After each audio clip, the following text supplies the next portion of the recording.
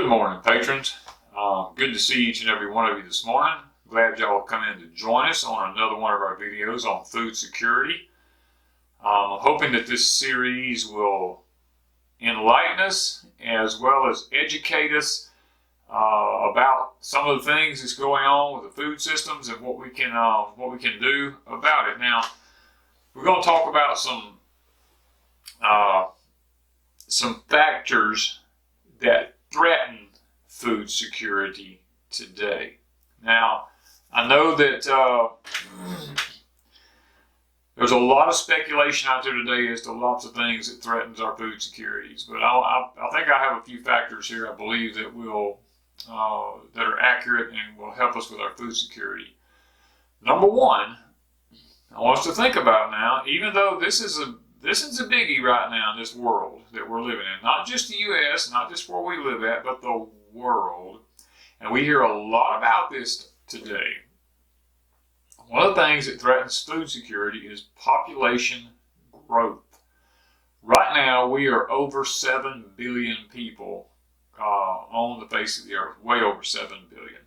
A lot of the elites say that this is more people than what the earth can sustain. So therefore, there are these quote unquote, let's just say quote unquote agendas that we need to have a depopulation. Well, over the years, throughout history, wars have thinned populations down.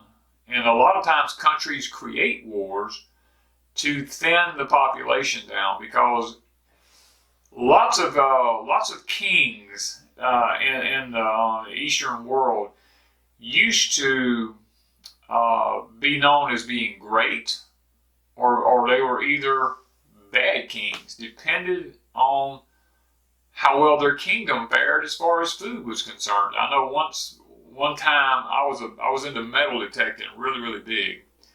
And I found a coin that was from Spain in the 1700s, mint condition, about a foot deep under the ground. I never said anything to anybody. I kept this coin until I could get somewhere where I could check it out, because back then there wasn't all the computers and all that kind of stuff to go on and look. And I was in New Orleans in a coin shop. I was selling a bunch of stuff that I had found metal detecting. And I saw a book there, and I began to thumb through this book, and I found that coin. And man, my heart was racing. I was like, oh wow, what is this? I'm thinking this coin's probably valuable and all this kind of stuff. And when I found the coin, I actually looked it up, and it was worth, I think, maybe at that time, like $4. And I was just blown away. I'm like, how can a coin in this good a shape from the 1700s, early 1700s, be this, have no more value than this? Well, come to find out, this particular king was the worst king that Spain had ever had. And famine was just rampant through the land. And the coins that were minted out of bronze because there was just no money. I mean, he was just classified as one of the worst kings they've ever had, and therefore anything that this king did was not worth anything.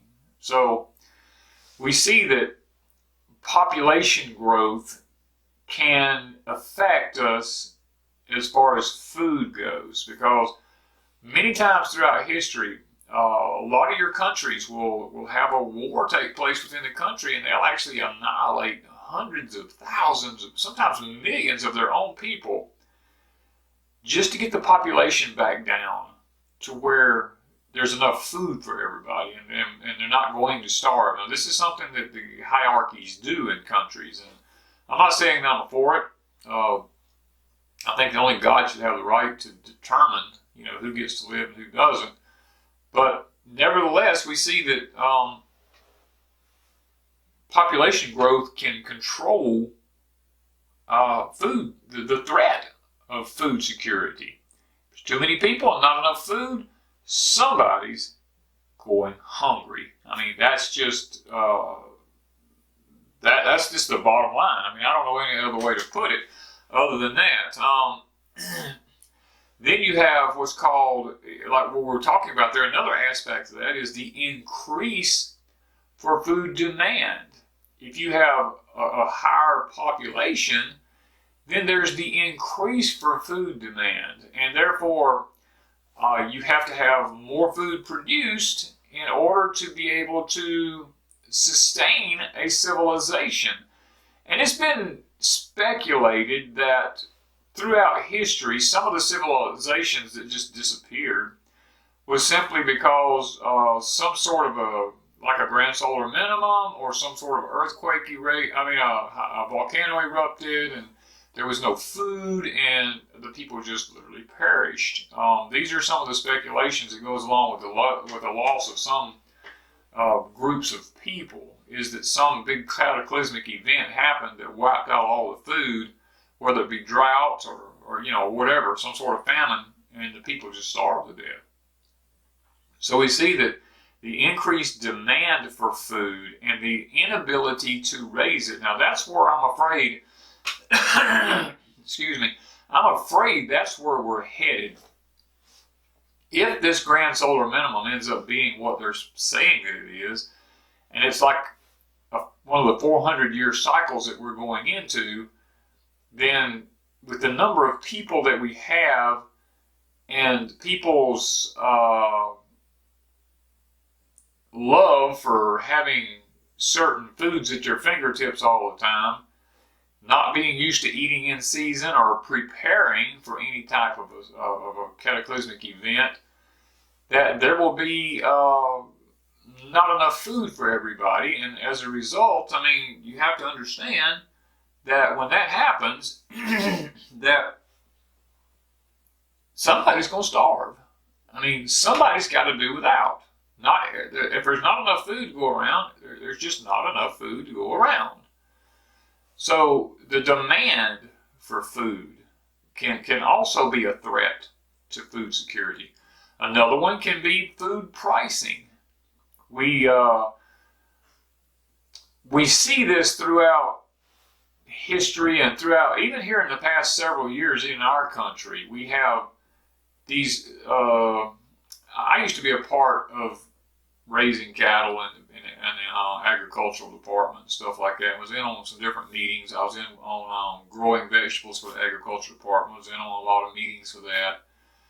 And the ag department, I figure out how to say this, has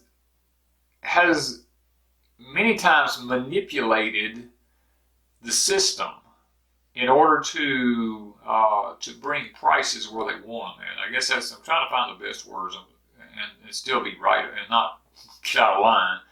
But that happens quite often. If you ever notice, watch TV commercials. Where's the beef? You remember that TV commercial from way back? Eat beef, don't eat chicken. Then all of a sudden there's the anthrax thing with cattle and mad cow disease and all this kind of stuff, where the cattle industry slaughters hundreds of thousands of cows, and then eat pork. Pork is the new white meat. All these things are done to promote pricing on particular foods. Eggs, for instance, there was a scare with eggs, and then there were no eggs, and egg prices went to $5, $6, $7 a dozen and more. And then all of a sudden, everything's okay, and the prices come back down to 98 cents a dozen, and sometimes 70-something cents a dozen. And then all of a sudden, we have the avian flu virus that hits all the poultry, and then there's a scare in the poultry. Hundreds of millions of chickens are killed off, and you can't get a chicken hardly to eat that's safe. And then all of a sudden, chicken prices go real high. Then before long, it's okay now, and the chicken prices go back down, and pork is fluctuated up, beef is fluctuated up at particular times. There's a scare here. There's a scare with the romaine lettuce. There's that we talked about in the previous videos. There's I remember one time the green onions had an issue with the viral bacterial infection on them, And they do these things. These things are done to manipulate the market for food pricing. We talked about milk in the last video, how that in order to keep the price of milk where it needs to be at, they just dump it in the fields if there's not enough demand for it, and they want to keep the supply where they can low so that they can raise up the pricing on it. And, if you got too much milk out there, then it's just cheap to buy and nobody makes any money supposedly. So food pricing is a huge threat to our food security, because let's just face it, guys. If you can't afford something, you can't afford it. You can't. You don't have it. It is what it is. I did a video on that on Deep South on Porch Time. It is what it is. And another thing we want to think about is the simple fact of some plant species are ceasing to exist. They're just disappearing. If you go back and look at old seed catalogs from way back in the early 1900s, you will see that there are tremendous amounts of varieties of different cabbages and broccolis and whatever, all your different foods, beans and peas and all that stuff. There's just numerous tomatoes and varieties of all these vegetables. Well, as a result of not good, careful seed saving and all this kind of stuff, a lot of these varieties have ceased to exist today. They're just gone. They no longer are available. And we thus went into what we talked about on the last video of genetically altering plants. So we see that the loss of some species of stuff, even animals. I'm now raising the large black hog here on my place. Here just a few years ago, it was said that there was only known to be 6,000 of them left in existence in America. And because they almost went extinct, because people were looking at these new bred up breeds, trying to create a particular breed for a meat industry and all this stuff. And we almost lost a breed of animals. And there are a lot of different breeds of animals have been lost, and they're completely gone. So we see that that's another one. I'm trying not to make this video as long as the last one was. I'm trying to keep it kind of brief and to the point. Another thing about our food security in this country is the water supply. Because without water, we can't cook. Without water, we can't live. Without water, we can't bathe. I mean, water plays a huge part in our food supply. Without water, we can't irrigate our crops and stuff like this. So the water shortages, we are seeing water shortages all over America. Right now, California is shutting down hundreds of thousands of acres of their land for water rights to supply suburbs and cities, and shutting down the farming. Good fertile farmland being stopped from growing anything, so that the water that's there can be used for people in the cities. I think that's ridiculous. I mean, but they are running out of fresh water out there. So we see that water is going to play a huge part in our future as far as being able to grow anything, because good water is going to become harder and harder to get. And I know that's where I live at right now. Thank the Lord, we have an ample supply of good water. But all it takes is one natural disaster of some sort. It could be a nuclear power plant. It could be some sort of anything contaminates the groundwater. We see in, I think it was southern Florida a couple of years back, a fertilized chemical plant dumped a sinkhole formed in one of the lakes out there and literally poisoned the whole aquifer in that area. And now they have poisoned water there, so they have no good water anymore.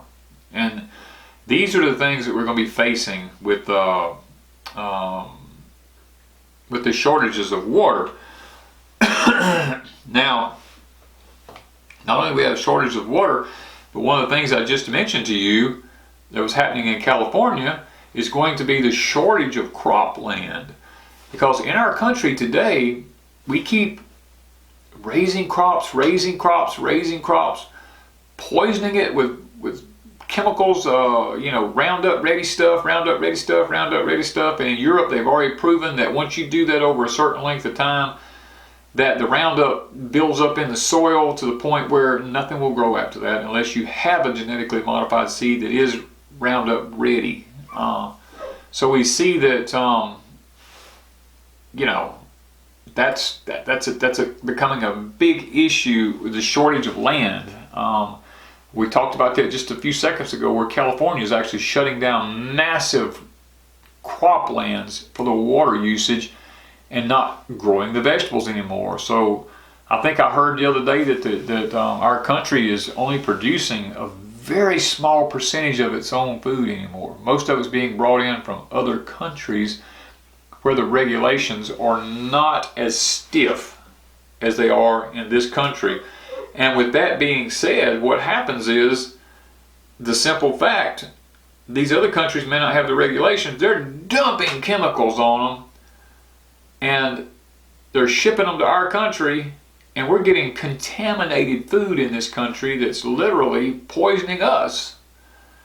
Which that happened to my parents. My parents ended up with arsenic poisoning. My mom, her level was higher than my dad's, and she actually ended up in a hospital.